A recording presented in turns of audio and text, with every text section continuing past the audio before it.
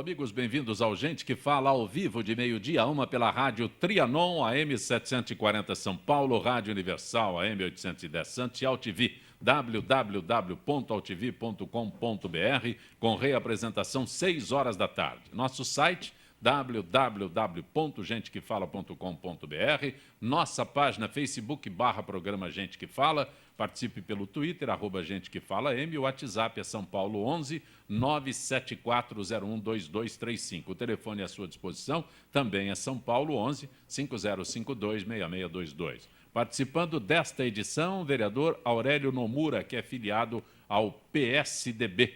Prazer tê-lo aqui, Nomura. Obrigado, é um prazer, Zancolé, cumprimentar aqui também a nossa querida Alda Marco Antônio, o Renato de Mateu e o meu querido companheiro Mário Covas Neto, que sempre aprendo com ele a cada dia. Mário Covas Neto, boa tarde.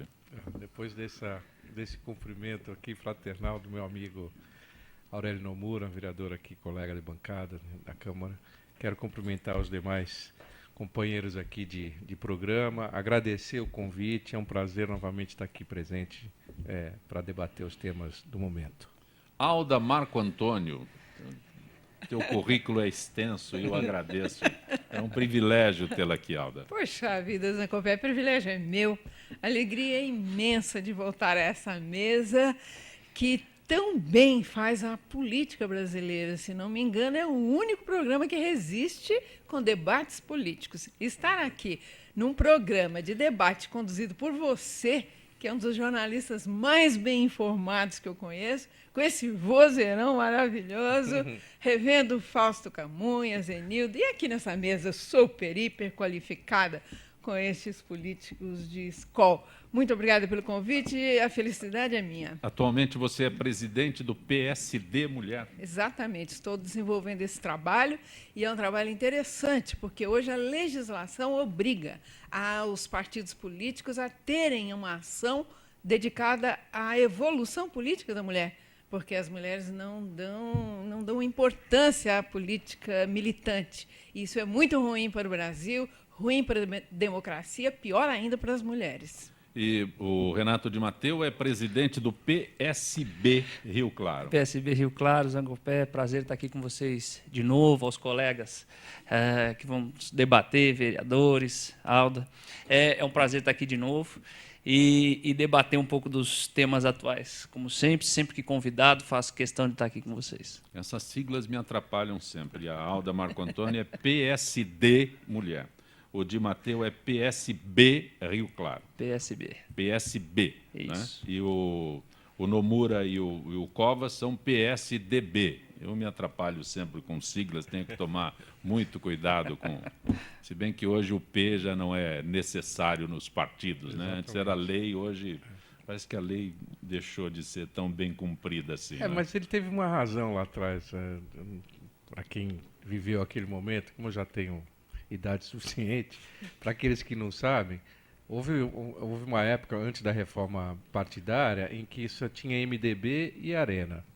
E naquele momento, para haver o pluripartidarismo, ainda tinha a ditadura muito presente e a regra foi dizer o seguinte: os partidos novos têm que ter o P na frente. Tem que ser partido mesmo. Para não ter o MDB. Uhum. Para o MDB não continuar, porque havia um interesse grande do MDB continuar sendo o MDB.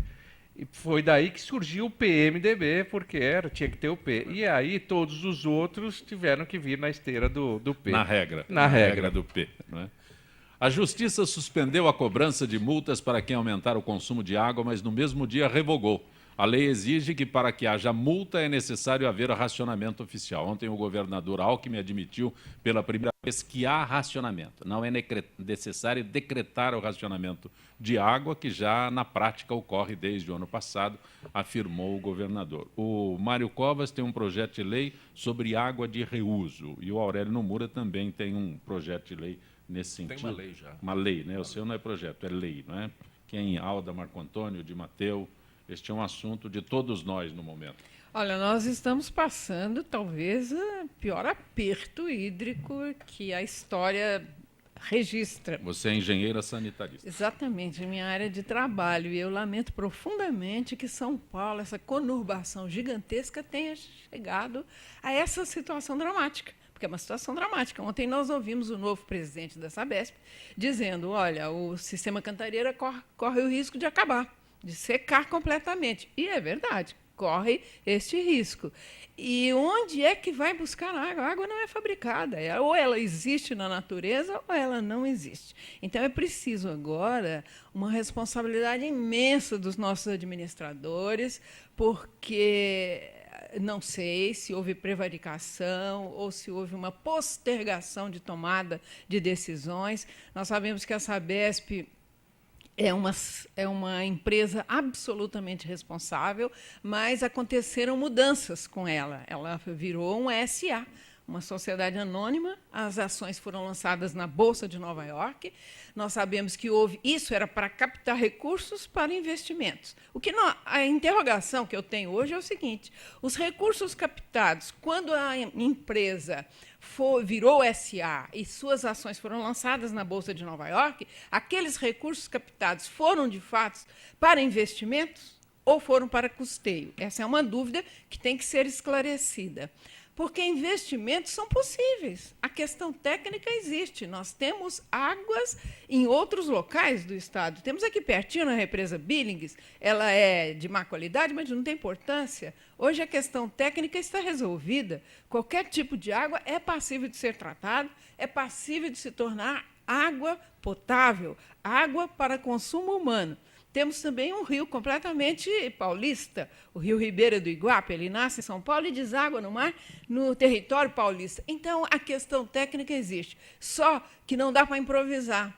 Tudo que vai se fazer deste gigantismo que é na cidade de São Paulo, nada se faz de improviso. Inclusive, as bombas são tão gigantescas que elas têm que ser projetadas e têm que ser construídas especialmente.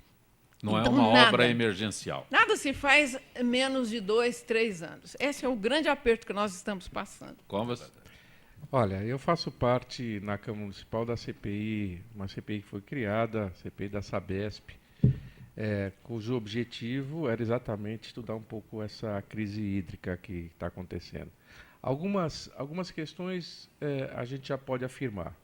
Primeiro, dos vários técnicos que passaram por lá, não houve nenhum, e eu fiz questão de fazer esta pergunta, há algo que a Sabesp poderia ter feito ao longo do tempo, algum tipo de obra, algum tipo de ação que minimizasse esse problema? Não. Não houve nenhuma resposta a ponto de dizer, olha, se fizesse tal ou qual situação, hoje a situação não estaria assim. Então, em primeiro lugar, isso. Não há registro de ineficiência da Sabesp. Pelo contrário, a Sabesp é uma empresa de saneamento, se não é a maior do mundo, com certeza a maior da América Latina, e acaba sendo referência para outros países as ações que são implementadas aqui. Há uma série de dados de crescimento da sua atuação, mas o fato é que Dona Alta Marco Antônio tem toda a razão em dizer o seguinte: nos últimos 84 anos, essa é a maior crise pluviométrica que nós temos no Estado. É a menor incidência de chuvas que nós tivemos em 84 anos. Isso significa dizer o seguinte: os reservatórios que, no período de chuvas, eles acabam sendo enchidos novamente para o período de estiagem, não vem acontecendo há pelo menos 2 anos. Isso não é previsível e a Sabesp, o governo do Estado, etc., usam mecanismos do INPE, etc., de institutos de pesquisas, para saber exatamente como é que vai ser a variação pluviométrica, até para fazer planejamento.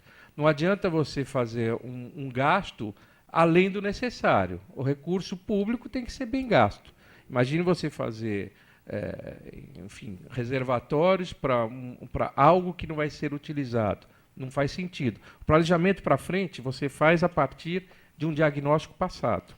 Muito bem. O que tem de diferente nessa história aqui é o fato do governador dizer de racionamento, que é o que foi muito debatido durante a campanha eleitoral, em que se dizia que já havia racionamento e o governo do Estado usava a argumentação de que não há racionamento. O que há é uma diminuição na pressão da água, o que é verdade.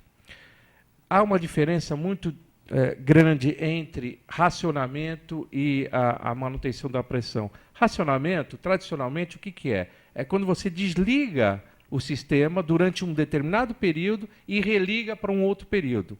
Um dia com água, 2 dias sem, etc. Diminuição de pressão é você mantém o fornecimento da água, mas com uma pressão menor. Isso faz com que tenham algumas vantagens.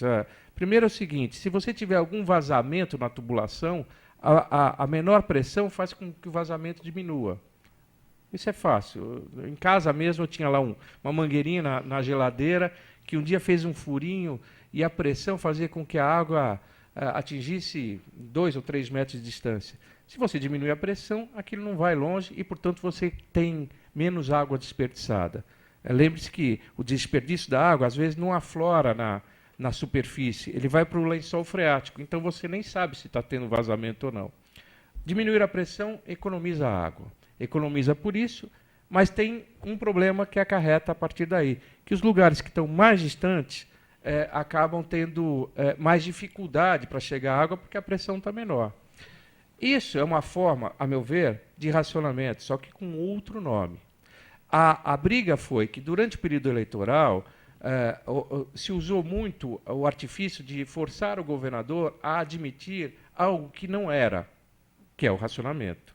E hoje você tem uma pressão da justiça dizendo o seguinte, só se pode cobrar a mais de quem gasta excessivamente se houver racionamento. Então, pela primeira vez, se admite que diminuição de pressão é uma forma de racionamento. Eu acho que é muito mais para atender uma exigência da justiça jurídica do que propriamente uma mudança no que se fazia, no que a Sabesp vinha fazendo antes da eleição e o que vem fazendo agora. Nomura? Bom, é bom lembrar, há mais ou menos 12 anos atrás, nós fizemos o primeiro seminário do termo de ortoga do sistema cantareiro na Câmara Municipal. Nós estávamos em plena crise hídrica, né, no sistema cantareiro, e eu, que era casado com a Bragantino, a gente via as represas ali da região já exaurindo e perdendo a água. E nós tivemos um debate muito grande. Nós chegamos a várias conclusões. A primeira é o seguinte, nós precisávamos trabalhar com o uso racional da água. Por que isso? Porque, infelizmente, a mentalidade do brasileiro tem a imagem que o Brasil é um dos países que mais recursos hídricos tem. 12% da água potável do mundo está aqui no nosso país. A gente aprende na escola pequenininho que é a maior bacia hidrográfica do mundo. Do mundo. É a primeira coisa. Só que nós esquecemos que 90% da água potável está na região norte, onde nós temos 5% da população. Se imaginarmos a região metropolitana de São Paulo, é o local onde menos água per capita nós temos no nosso país.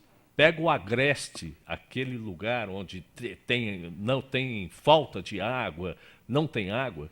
Se nós compararmos, São Paulo, per capita, tem menos água do que isso. Isso nos obriga a buscar água num raio mais ou menos de 100 quilômetros, como a gente busca nas bacias, se a gente for verificar. A outra questão é o seguinte, é a conscientização da população. É comum, quando a gente participou desse debate e a gente chegou à conclusão da conscientização, e era comum e é comum ainda hoje, da pessoa puxar descarga, principalmente aquela que tem a válvula hidra, ficar direto. A gente acompanha também, a pessoa liga a torneira para escovar o dente, vai tomar banho, aquele banho de meia hora, 1 hora. Tudo isso, nós temos que imaginar que a água é finita. E nós não conseguimos, nesses últimos tempos, a ampliação da oferta de água. Pelo contrário, nós tivemos quase o dobro da população da região metropolitana, se a gente for ver. Então, nós precisávamos, preliminarmente, trabalhar com a conscientização. E vamos trabalhar como? Vamos trabalhar incutindo nas crianças a necessidade da preservação da água dentro daquela questão que água é vida. Foi iniciado um trabalho, mas eu lembro, por exemplo, eu apresentei um projeto a respeito do Dia da Água e teve uma acusação muito grande, porque o Dia da Água acontece exatamente no mês de março, que é o mês das águas de março. Então, todo mundo gozava. Você está falando a respeito da água quando nós temos chuva, temos dilúvio, a cidade está ilhada. Mas não, era uma conscientização daquela criança que futuramente vai desperdiçar ou não água. Essa era a primeira coisa. A outra questão é o seguinte: quando nós discutimos isso, verificamos que uma das coisas importantes era acabar com essa questão da socialização do desperdício. Então, nós trabalhamos e apresentamos um projeto de lei que transformou em lei, onde obrigava que todos os condomínios, os novos, deveriam ter hidrômetros individualizados. E os antigos, no prazo de 10 anos, deveria também fazer adequação, se possível, porque existem alguns condomínios que não existe essa possibilidade, né? Até por recursos técnicos. Mas isso por quê? Porque você, num condomínio antigo, você pode gastar água em abundância, não se preocupar com essa questão, e você vai pagar a mesma coisa que aquele casal ou você que toma cuidado, usa racionalmente a água, fecha a torneira para se ensaboar, não fecha a torneira para escovar a dente, regula as válvulas, que é uma coisa importante, as torneiras, tem arejadores, tem restritores de águas nos chuveiros, nas torneiras. Você é uma pessoa consciente, mas chegar na hora de pagar, você paga a mesma coisa. Então, a partir do momento que a gente teve uma briga muito grande, inclusive com a Sabesp, né? E aí eu volto a falar, porque a visão, e na época o governador era o governador Mário Covas, a gente conseguiu sensibilizar o pessoal do governo de tal maneira que foi feita a opção da instalação e da criação e da aceitação do hidrômetro individualizado. Então, resolvemos o problema. E a Sabesp, que não queria, aceitou. Por quê? Aceitou por força e por decisão do governo. Foi a primeira coisa. Nas novas construções, né? Nas novas. As antigas deveria ser regulamentada, não foi regulamentada. Eu consegui votar essa lei. Porque às vezes, tecnicamente, é até impossível. Tecnicamente é impossível, mas a ideia era o seguinte: você vai reformar o seu condomínio, você deveria apresentar um projeto. A outra coisa que a gente estava falando, a respeito da troca das bacias sanitárias. A gente tinha acabado de votar, né, a obrigatoriedade das bacias sanitárias por 6 litros de descarga. Hoje nós temos processos muito mais avançados. Caixa acoplada. Não, tem aquelas da válvulas hidra, né, que ela dá descarga de 6 litros, depois ela trava. Você precisa armar novamente. Então, você tem modificou hoje. Hoje tem tecnologia para resíduos sólidos 1,5 litro e meio litro para resíduo líquido. Então, avançou muito. E eu falo isso porque nós pegamos uma experiência que aconteceu em Nova York há 20 anos atrás, estava naquela condição, ou ia ampliar os reservatórios de água, e nós sabemos que tem nos Estados Unidos, e para abastecer Nova York, teve até uma guerra, né, com o Colorado com relação a isso, mas o que a gente verificou é que, ao invés deles investirem na construção de represas, eles resolveram trocar todas as bacias sanitárias de Nova York. Adequaram o consumo e não... Adequaram o consumo. E não precisaram fazer outro reservatório. E nós estamos trabalhando nesse sentido também, que estava na lei. Infelizmente, não foi levado à frente. Porque nós estaríamos economizando, para vocês terem uma ideia, na cidade de São Paulo, um lago de Itaipu por ano. Um lago de Itaipu por ano. Perfeito. O de Mateu, que é de Rio Claro, você vive este mesmo problema em Rio Não, Claro? na verdade, hoje eu sou um morador da capital, já tem algum tempo. Morador da Anhanguera. Da Bandeirantes. Da estrada. Mas a gente não vive isso lá hoje. Óbvio que a gente está todo mundo sendo alimentado pelo mesmo fluxo de águas, mas pelas suas bacias do estado. Mas a gente não vive isso. Aqui, principalmente nas principais regiões. Além da água, é importante dizer que as chuvas têm nos deixado no coração do mercado financeiro sem luz, né? Então, imaginar Wall Street sem luz, como é que vai ficar a economia do país? Então, eu acho que isso é importante também de colocar, porque as chuvas têm maltratado bastante o sistema financeiro aqui em São Paulo, e é um ponto a se ponderar.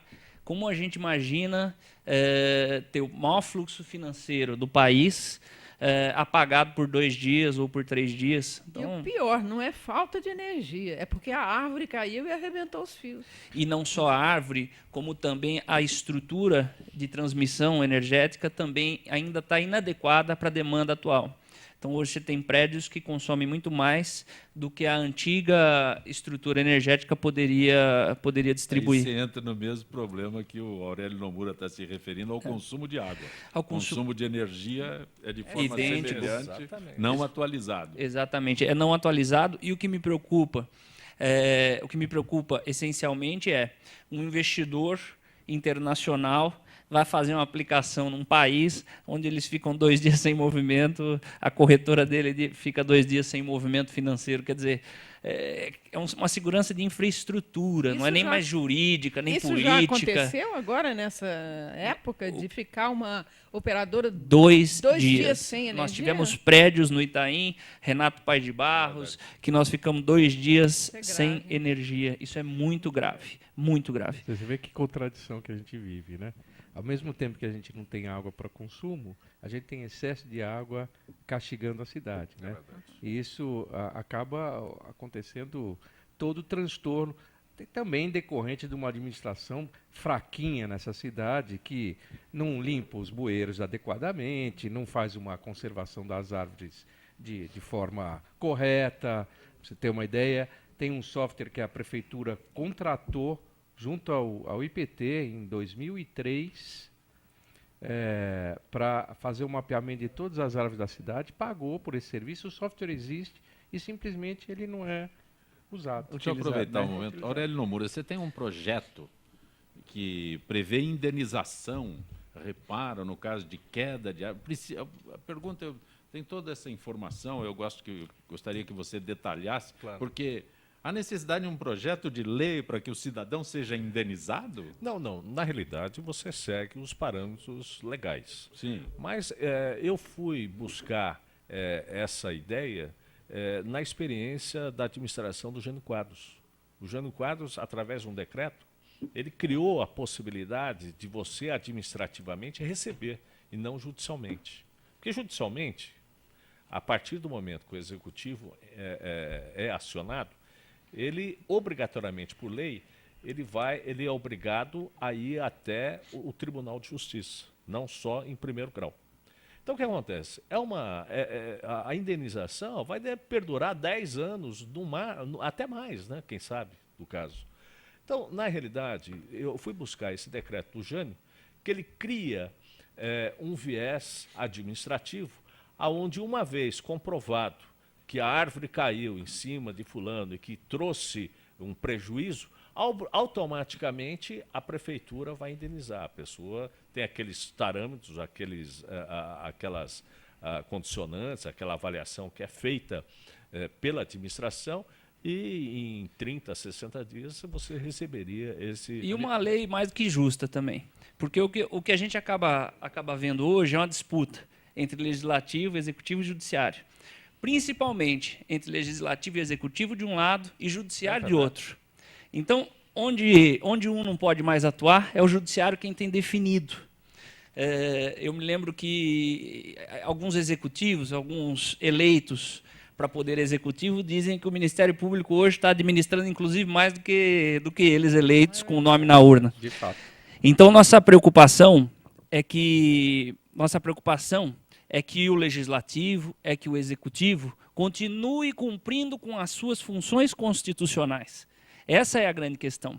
Então, um executivo, quando detecta que houve um prejuízo de um morador em decorrência de um evento como a queda de uma árvore na sua casa, ou com uma lombada mal colocada, que quebrou o carro, enfim, um processo administrativo bem feito, ele pode e deve ressarcir o seu proprietário, e mais, sem que se considere um problema depois para ser discutido na esfera judicial.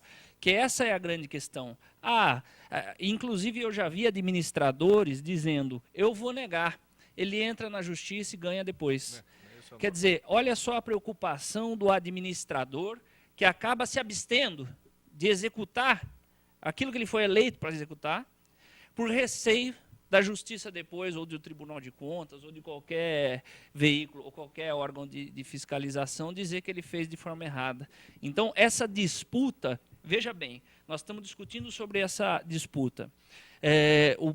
A justiça determinou que enquanto não se disser que nós estamos falando de racionamento, não podemos ter multa. Quer dizer, é um aspecto do positivismo jurídico interferindo na gestão. Gente, se vai fazer bem, então a gente chama isso de racionamento e aplica a multa. Porque a administração não pode esperar por uma questão jurídica tão simplista e etimológica. Aurélio, eu fiz a pergunta sobre esse teu projeto de lei para danos, né, reparação de danos por quedas de água, exatamente baseado na administração do Jânio Quadros, que houve, inclusive, uma discussão muito grande, porque depois da chuva, um cidadão quebrou a roda do carro num buraco de rua, e isso motivou toda aquela atitude. Mas só valeu naquela gestão? Só valeu naquela gestão, depois foi revogado o decreto. Então, por isso, através de uma lei que já está tramitando na Câmara, né, desde já 2 anos, eu acredito que abrindo os trabalhos e no colégio de líderes, quando foram colocados os projetos, eu quero colocar esse projeto o mais rápido possível, porque usando até como paradigma essa questão do Jânio Quadros, eu uso também aquela outra. Você pode ser e pode haver, ter isenção do IPTU se você tiver também a sua casa inundada. Então, paralelamente, eu acho que com tudo que está acontecendo na cidade de São Paulo, é muito mais que justo, porque a pessoa já está sendo injustiçada, quer dizer, já está sendo punida. E nós precisamos criar parâmetros para dar um pouco mais de civilidade para a nossa cidade. É de fundamental importância. O cidadão fez a argumentação dele todo inverso e o Jânio Quadros respondeu o inverso. Exatamente. Deferindo o que é importante. Deferindo o inverso.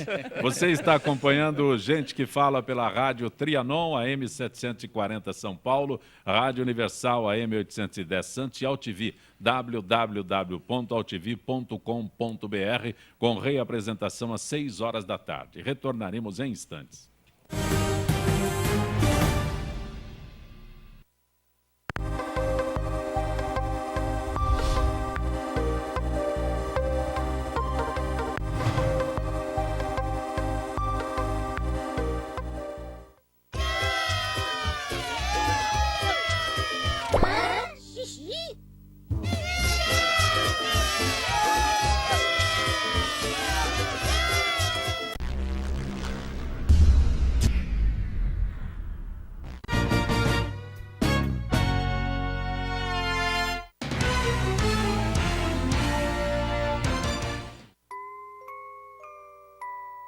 As nossas recordações são os nossos maiores tesouros. Carregamos durante toda a nossa vida. Manipular, distorcer ou implantar falsas memórias, além de ser uma violência, é crime. Somos responsáveis por esse tesouro. Não promova alienação parental.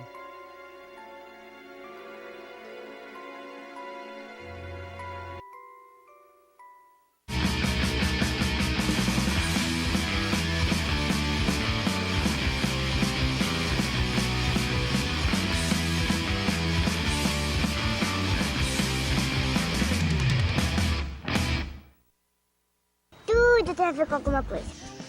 De onde vem a água que a gente bebe? Da torneira. Ih, nada a ver. Vem dos rios que nascem da mata. Sabia que a gente só respira por causa das árvores? A árvore respira? Respira. A árvore respira. E o que você tem a ver com isso? Meu ar. Minha água. Minha árvore. Meu ambiente. Mata Atlântica! SOS Mata Atlântica. Mais 25 anos.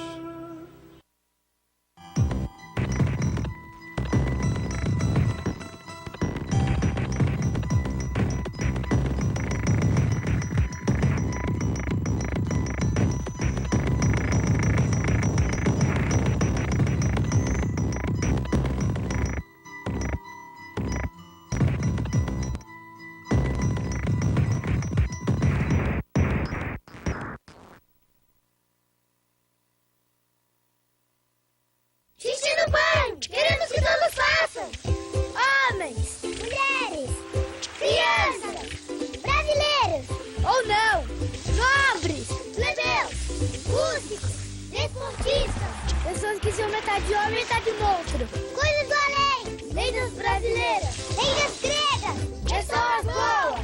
Pessoas não tão boas. Gênios da arte. Gênios da ciência. Trapezistas. Amantes. Pessoas de outros planetas. Fenômenos do cinema. Enfim, se você faz xixi, tá convidado.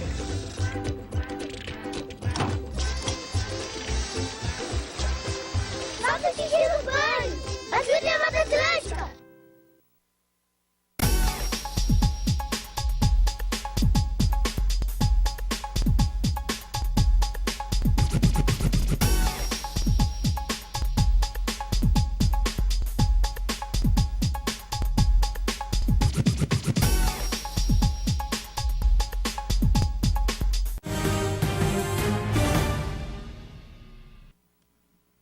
Você está conosco no Gente que Fala pela Rádio Trianon, AM 740, Rádio Universal Santos, AM 810 e AltV, www.altv.com.br. Neste momento, nosso contato com Zilka Fialho, que é gerente de marketing da FIPESP.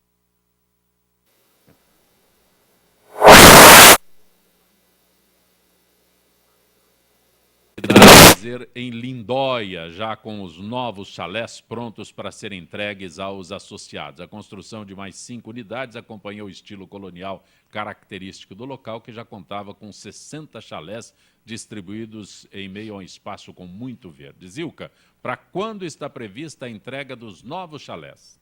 Boa tarde, Zancopé. Boa tarde, ouvintes e debatedores do Gente que Fala. Pois é, provavelmente para o início de fevereiro, logo após a inauguração, que será feita pelo presidente da entidade, o senhor Duarte Moreira, no dia 30 de janeiro. O que eu posso dizer é que, no momento, essas unidades ainda estão sendo mobiliadas e está tudo com muito bom gosto. Hospedar em cada chalé. Um dos chalés foi projetado para solteiro ou 2 pessoas, e os outros 4 para até 3 pessoas, com uma cama de casal e uma de solteiro. E além deste de até 3 pessoas, ter sala de estar com TV, frigobar, sofá e uma mesa com 3 cadeiras. O que diferencia a nova mobília das outras é que a cama foi feita de alvenaria, ou seja, exclusivamente projetada para casal mesmo. Temos telefone, TV a cabo e Wi-Fi, que também fazem parte do pacote da hospedagem. E apenas lembrando que as ligações telefônicas elas são cobradas à parte. Que tipo de lazer é oferecido ao associado nessa unidade? Ela estar situada em um lugar maravilhoso e com muito verde, lá nós temos 2 piscinas, uma para adulto e outra para criança, minicampo de futebol, quadra poliesportiva, quadra de tênis, cancha de bocha, salão de jogos, sala de TV, de chá, de leitura e playground.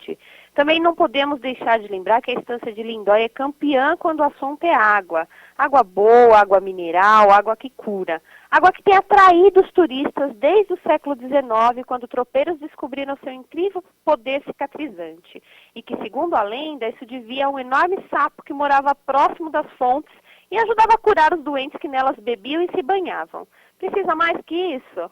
Não, tudo perfeito. Só de imaginar água e boa já satisfaz. Mas sabe como é que é? A gente está sempre insatisfeito. Qual é a distância entre São Paulo e Lindóia? Certinho, são só 157 quilômetros pela rodovia Fernão Dias. A paisagem é magnífica por esse trajeto, com as curvas da estrada contornando a Serra da Mantiqueira e passando por pequenas cidades bem interessantes. É só. Desejamos a todos boa viagem. Ok, Zilka Fialho. Mais informações, acesse o site da FIPESP, www.afipesp.org.br. Zilka Fialho, grato pela tua gentileza no nosso Gente que Fala. Eu que agradeço, Zancopé. Bom dia. Conosco nesta edição de Gente que Fala, o vereador Aurélio Nomura, a engenheira sanitarista Alda Marco Antônio, presidente do PSD Mulher. Tem que tomar cuidado mais uma vez com as siglas. O advogado empresário Renato Di Matteo, que é presidente do PSB Rio Claro. O advogado empresário Mário Covas, também vereador. O Mário Covas e o Aurélio Nomura são filiados ao PSDB. Alda, já que estamos falando em PSD Mulher e o teu empenho sempre em motivar as mulheres, um estudo divulgado pelo Banco Interamericano de Desenvolvimento mostra que, apesar das políticas destinadas a reduzir as desigualdades, as diferenças salariais relacionadas ao gênero continuam sendo significativas. Segundo a pesquisa no Brasil, os homens ganham aproximadamente 30% mais que as mulheres em todas as faixas de idade, níveis de instrução, tipo de emprego ou de empresa. Que tristeza, não? O quadro é esse e, às vezes, pior. E é uma punição que a sociedade, o mundo do trabalho faz com relação às mulheres, porque nós, as mulheres, trazemos no nosso corpo o aparelho reprodutor da humanidade. E o fato da maternidade, de ser responsável direta pela maternidade, é que acontece uma verdadeira punição. Muitas vezes, as mulheres não alcançam subir na própria empresa para cargos de muita responsabilidade, porque a empresa pensa assim, não, se o filho adoecer, ela não vai fazer uma viagem importante. Isso é punição em relação à maternidade. Mas, infelizmente, Zancopé Simões e meus companheiros aqui de mesa, isso acontece no mundo inteiro. Você vê que o mundo, da maneira como ele está formado, ele é um mundo que foi criado pela política masculina. As mulheres pensam diferente e agem diferente dos homens. E ambos estão certos. Os homens pensam de uma maneira, agem de uma maneira, as mulheres pensam de outra maneira. O errado está em que a decisão, no momento da decisão, exista só o pensamento masculino, por exemplo. E esse mundo que foi criado exclusivamente, porque são poucas as mulheres no mundo que influenciam nas decisões. A gente conta nos dedos. São pouquíssimas as mulheres que participam das mesas verdadeiras nas decisões mais importantes do mundo. Então, o mundo que nós estamos vivendo hoje, um mundo violento, ele não serve mais para ninguém, nem para os homens que o criaram. Então, a tese que eu defendo e tenho defendido dentro do partido é a seguinte: as mulheres hoje no Brasil, elas viraram as costas para a política, elas estão erradas. Nós somos menos de 10% das filiadas. Na hora, para cumprir a lei, os partidos têm dificuldade para colocar 30% de candidatas. Isso é terrível dizer para vocês, mas é verdade. As mulheres, infelizmente, na sua grande maioria, não se interessam por política e estão erradas, porque elas têm que se sentar à mesa de decisão. No Brasil, mais de 50% de todas as câmaras de vereadores não tem nenhuma mulher vereadora. Isso é terrível para a cidade, porque o pensamento feminino não está nem numa representante para colocar o lado do pensamento feminino, que é mais emotivo, que é mais coração, que é mais conciliador. O homem tem muita testosterona, nós sabemos, ele é o da guerra, ele quer o embate. E é preciso ter o outro lado equilibrando. É preciso buscar a harmonia. Enquanto as mulheres não entrarem maciçamente, militando nos partidos, crescendo politicamente, se candidatando verdadeiramente, candidaturas verdadeiras, se elegendo para cargos em que elas possam atuar no momento de decisão, não vai haver mudança significativa. Não vai haver mudança de peso. Então, é um apelo, aproveito esse importante momento que vocês me possibilitam, de fazer um apelo às mulheres. Comecem a olhar. O Brasil tem hoje 30 ou 31 partidos políticos. Impossível que ela não descubra um que pense mais ou menos como ela. É fácil, vai, escolha um partido, não precisa. Se escolher o PSD, serão muito bem-vindas, mas não precisa escolher apenas o PSD. Escolha um partido político, mas milite. Por que o homem é mais evoluído na política no Brasil? Por que ele se elege mais? Porque ele milita. Ele aguenta aquelas reuniões que às vezes são chatas toda semana. Vai discutir política. A mulher não quer saber disso. Prefere fazer mil coisas. Já fiz esse comentário uma vez contigo, em outra oportunidade no Gente que Fala, e você não gostou. Mulher não se apresenta. Eu estava errado, então. Mulher não se apresenta. É verdade. E olha, eu estou lutando tanto, fazendo reuniões, falando às mulheres, tentando trazê-las. Nós temos uma presidente da República mulher. É mulher. Que pese o problema todo na Petrobras, a presidente também é mulher.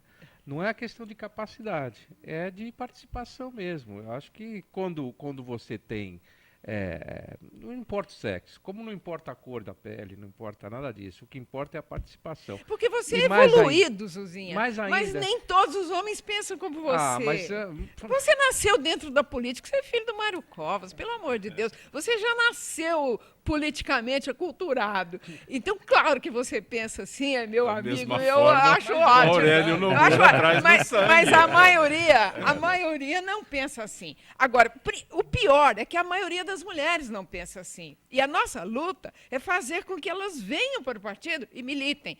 Aceita aquela coisa chata de fazer reunião toda segunda-feira à noite, porque ela tem que evoluir politicamente. Não adianta você pegar uma mulher que nunca militou dentro do partido e transformá-la numa candidata e numa candidata de sucesso que vai se eleger com voto de marido ou voto de pai. Não adianta, ela não vai se dar bem.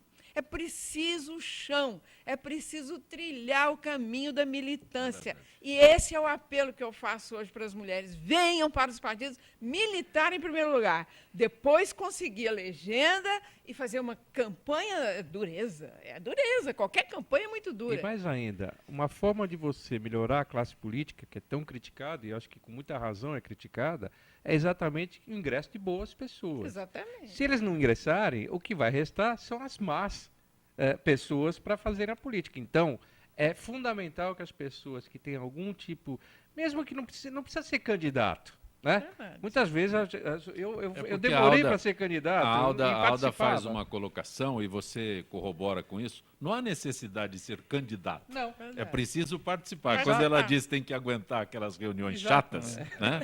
Que é o modo que ela tem de colocar, mas são reuniões contínuas que devem existir, que Exatamente. política é exatamente a arte de conversar e tudo mais, do relacionamento, não é? Mas é exatamente isso. Não precisa, não é para ser candidato. Não é? E como se diz na política, não tem espaço vago, né? É. Então, se você não se apresenta, alguém vai sentar naquele exatamente. espaço, pode ter certeza disso. Seja como candidato ou como figura nomeada, sempre haverá alguém sentado naquela cadeira. E aquelas pessoas que desprezam a política, ironicamente, são governados por quem gosta de política. Claro. Porque o Zuzinha e o Nomura, eles fazem as leis municipais, todos nós temos que obedecer. Exato. Então, se a gente vira as costas para a política, não adianta. A política está em tudo. E Ela mais, comanda não tudo. tem E ninguém é dono da verdade. Portanto, a gente pode cometer equívocos até na elaboração do projeto de lei. Se não houver participação das Verdade. pessoas, você pode tomar um rumo que não é o mais adequado. A participação é absolutamente fundamental. E mais ainda, nos setores, e eu cumprimento aqui o seu discurso, porque eu Obrigada. E a sou tua- totalmente de acordo com isso. Eu lamento muito que na Câmara Municipal nós temos 55 vereadores, tem 5 vereadores. E vamos perder uma agora. É, a Marta. Vamos perder porque ela se elegeu para uma outra função, para deputado estadual. Mas vamos ficar com uma representação ainda menor. Exatamente. Não me parece que seja o mais apropriado. Não, e depois a mulher traz a doçura aqui para a política, para o terreno árido nosso, né? O que eu tenho acompanhado, por exemplo, na Câmara Municipal, além de nós termos as 5 vereadoras, o PSD inovou porque nas Duas. mesas anteriores era a Marta, que era Vice-presidente. vice-presidente, e agora é a Edir. A Edir foi líder do partido e Exato. agora é vice-presidente. E anteriormente tinha uma vice-prefeita, que é a Alda. Exatamente. É importante a gente frisar isso, né? Exato. Tudo tem no currículo dela, ex-vice-prefeita, vice-prefeita, secretária de Assistência e Desenvolvimento Social da Prefeitura e muitas outras funções. Do Estado. Também, e Três muitas vezes. outras funções que ela... Não é apenas uma Funabem. vez, né? Não é apenas uma vez. Mas um assunto que detém todas as mídias no momento. 54 pessoas foram detidas na França por defender o terrorismo após os ataques da semana passada. As prisões fazem parte do endurecimento de medidas antiterror após os atentados contra o jornal Charlie Hebdo. De Mateus, passo para você esse assunto Primeiro, imediatamente. o ponto terrorismo é um ponto que vai e volta em nossas vidas já há anos, né? Agora, é importante enxergar o terrorismo de uma forma um pouco mais ampla, né? Isso aqui nós estamos falando da apologia ao terrorismo, mas vamos tratar do terrorismo primeiro. A questão do terrorismo Imagine que um grupo está descontente com alguma condição social imposta ou pelo Estado ou pelas circunstâncias. Então vamos imaginar os negros, que acham que estão sendo maltratados na sociedade. Eles pegam, começam a explodir um colégio de judeu, explodir um colégio de alemão, e começam...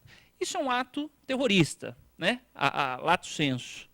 Hoje o que nós vemos é que o terrorismo sempre está vinculado à religião muçulmana. Então nós temos sempre a Guerra Santa como o grande álibi para a execução de atos terroristas. Primeiro ponto, eu acho que a questão da França, ela traduz uma insatisfação social. Esse talvez seja o principal problema. Não só uma questão religiosa, mas a minha preocupação, a primeira delas, é que isso se transforme num viés. Um viés de que, se todas as insatisfações sociais se transformarem em atos terroristas, como fica o nosso Estado? O Estado de Direito que a gente criou, de paz, de harmonia entre os nossos iguais. Então, a preocupação maior é mais do que a situação islâmica, ou francesa, ou americana, que são aí os principais alvos de atentados terroristas. A principal questão é, se toda a insatisfação social se transformar num ato terrorista, nós temos o nosso Estado com um grande problema. O que nós vamos ter daqui a pouco é o cidadão se defendendo pelas próprias mãos.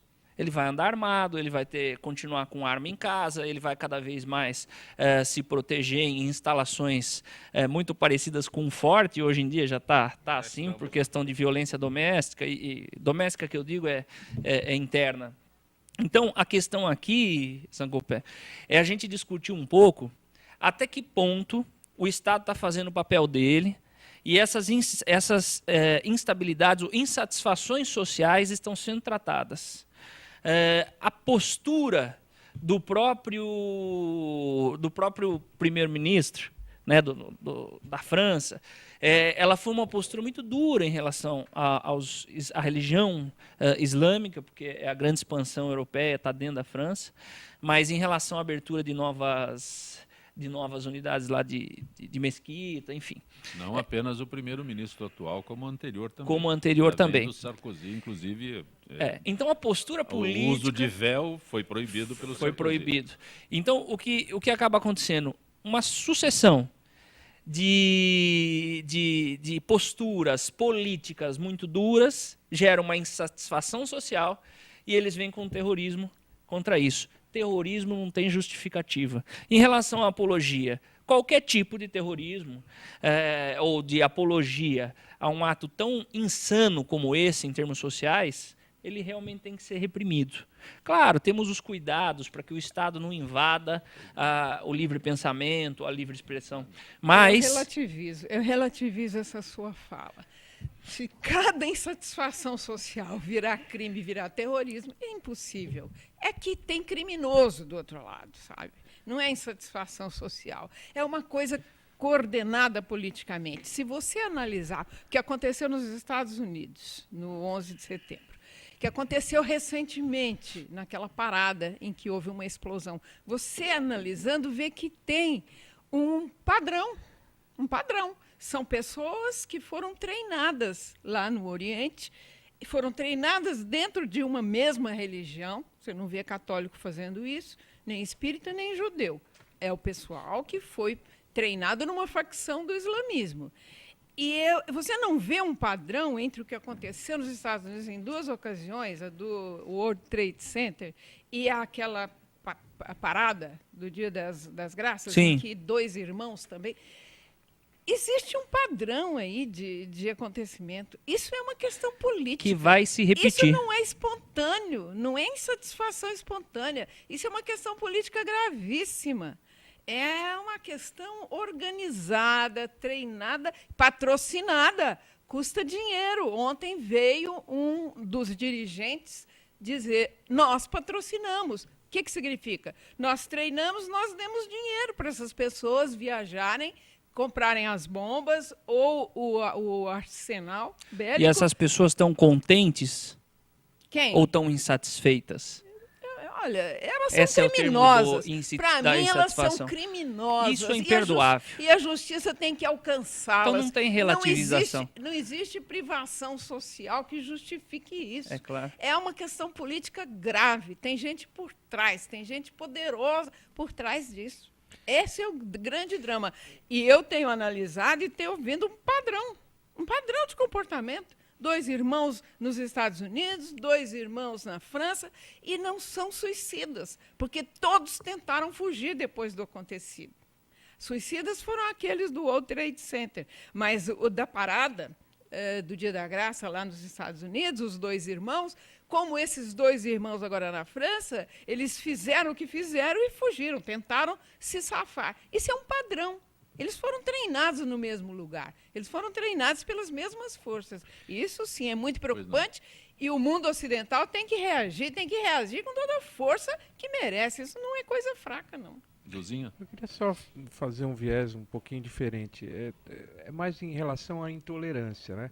No caso que está se tratando aqui, nesses exemplos todos que foi dado, são a intolerância religiosa, né? Não me parece, eu não conheço nenhuma religião que eu tenha conhecimento que defenda a morte de outra pessoa, nem no Islã, não conheço. Então, portanto, não se justifica. Mas a intolerância, ela não se dá só no aspecto religioso. Olha, eu escutei outro dia um programa de rádio em que a pessoa estava analisando o seguinte: no ano passado, aqui no Brasil, ele falava o número de pessoas que morreram decorrente de enfrentamento de torcidas de futebol. Que também é uma intolerância em relação à torcida adversária. O que é um absurdo. Quer dizer, ao invés de você torcer a favor do seu, você torce contra o outro. Torce a ponto de agredir e de matar. Quer dizer, esse nível de intolerância é que eu acho que a gente tem que se preocupar. Seja religiosa, seja de futebol, seja de que for. Como é que as pessoas estão reagindo, a que ponto que elas chegam para defender o seu ponto de vista? É absurdo isso. É você não tolerar que tem uma verdade diferente da sua. Na democracia, isso é impossível conviver com isso. É importante que as pessoas tenham sua opinião e que as opiniões sejam diferentes e que você tolere isso, não é? Aurélio? É verdade. Na realidade, a questão é a intolerância. Eu acho que o que se prega, na realidade, se prega como uma máscara que, na realidade, não representa isso. O intuito é a agressão, exatamente, está acima de outras coisas. O pessoal não está muito preocupado quando ele prega o islamismo. Não é isso. Não é isso. A essência não é essa. A essência é o terrorismo. Eles são preparados para isso. São preparados para cometer esses deslizes. E é o que está acontecendo. A Alda mostrou claramente, existe aquele padrão. Eles são treinados para isso. E é isso que nós precisamos acabar. Nós não podemos permitir ficarmos refém, o mundo inteiro ficar refém a esse absurdo que está sendo criado em todo o mundo. E o que acaba sendo sinalizado é uma tendência de continuidade também, né? É óbvio que Aí fazer... É o treinamento que a Alda se referiu. mas, lamentavelmente, é um treinamento, mas antes de 11 de setembro, a gente também teve o episódio na década de 90 do gás. Então isso daí é mais de 20 anos, 30 anos, isso vai acontecer e vai continuar acontecendo. O problema sim, uma questão que acaba nos preocupando cada vez mais. A França é um lugar extremamente seguro, né, em termos de violência, enfim, policiamento, uma coisa muito seguro. Paris especificamente, é um lugar muito seguro. Você não imagina ficar preocupado em Paris ou na Quinta Avenida com a sua segurança pessoal quando anda, caminha, com um relógio, como acontece aqui muitas vezes na capital. Agora, o problema essa insatisfação ela é perene e ela não é perdoada, não é perdoável. Não foi isso não que eu defendi. O que disse foi que existe uma tensão Existe uma insatisfação, no caso de um grupo religioso, em relação a uma forma de proceder politicamente. Essa é a insatisfação que eu estou dizendo que existe. Agora, eu pondero. Imagine, então, se outros grupos, com outras insatisfações, começarem a explodir coisas. É isso que eu quero dizer.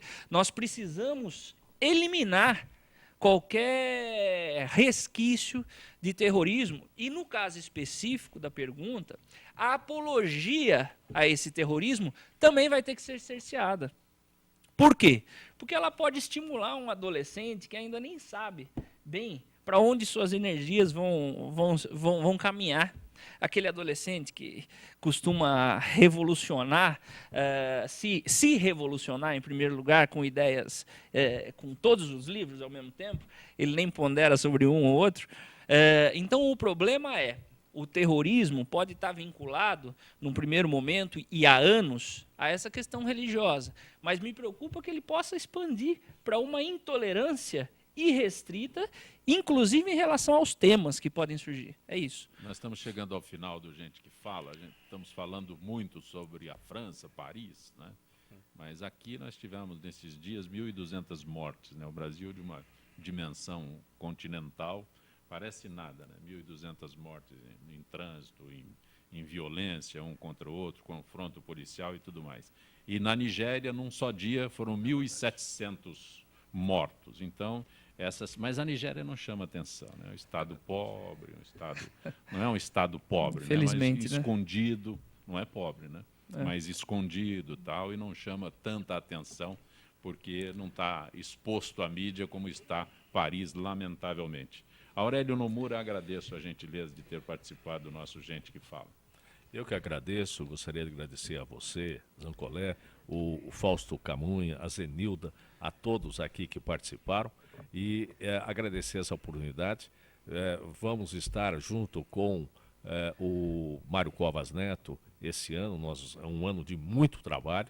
Nós vamos fazer valer as questões que a população tem levantado, principalmente agora que parece que está caindo a cidade, não é? Eu acredito que nós vamos cobrar do prefeito e das autoridades. Podem contar com a gente. Vereador Mário Covas Neto, grato por ter vindo ao nosso Gente que Fala. Eu que agradeço, é sempre um prazer muito grande participar do programa. É uma oportunidade da gente dizer o que pensa, de prestar um pouco de contas do mandato e de compartilhar com ideias que nem sempre coincidentes com a gente. É um prazer muito grande estar na mesma mesa que vocês. Muito obrigado pelo convite, estarei sempre disponível assim que for convidado. Muito obrigado. Renato de Mateu. Prazer estar aqui, Zancopé, vereadores, agradecer a Alda, presidente do PSD, que nos prestigia com sua visão sui generis das relações entre homem e mulher dentro da política e dizer aos ouvintes que é sempre um prazer estar aqui nessa rádio, nesse programa. E você, sempre te agradecer pela forma como você conduz um programa que eu acho brilhante. É muito gentil. Alda, Marco Antônio, de propósito para o final, porque você, quando o programa Gente que Fala iniciou, você era constante no nosso programa, sempre nos auxiliando. Eu tenho a honra de dizer e o privilégio, participei do primeiro programa Gente que Fala, isso não é pouco, não é pouco. E quero agradecer muito a oportunidade, vocês me puseram numa mesa maravilhosa e dizer só uma frasezinha com relação a pobre e revolta, porque eu trabalhei demais. Eu sou engenheira, mas nunca me deram cargo na engenharia, viu? Só na área de assistência, e eu já trabalhei com grandes contingentes de pobres, adultos, idosos, muitas crianças, e não dá revolta à pobreza. O pobre é igual, é uma coisa maravilhosa. Não existe revolta porque é pobre. A revolta, eu volto a dizer de Mateu, é política, é algo dirigido. Felizmente para nós, não é a pobreza que faz isso. E eu quero agradecer mais uma vez. Obrigado, minha querida. Estou feliz de ter estado aqui. Gente que fala tem na direção geral o jornalista Fausto Camunha, direção de produção Zenilda Salvato, redação Raela Brandão, Pedro Esquiavon, na pauta José Carlos Sicarelli, produção cultural Ricardo Godoy, na rádio Trianon, Neildo Neres, Cléo Rodrigues, Ricardo Valim, Benê Benê, na direção da UTV Alberto Luchetti, na técnica James Eduardo, Iago Matsumoto, Arthur Endler. Estaremos de volta amanhã, meio-dia. Gratos, até lá.